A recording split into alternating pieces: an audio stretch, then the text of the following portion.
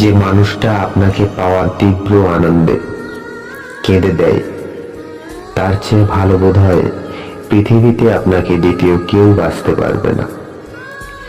যার চোখের জল পড়ছে আপনার জন্য, সে আর যাই হোক প্রতারক হতে পারে না।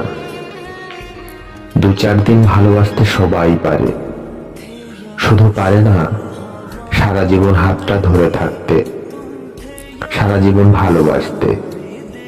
যে মানুষটা সত্যি আপনাকে ভালোবাসবে, তার 2 দিনের ভালোবাসা 2 যুগের সমান।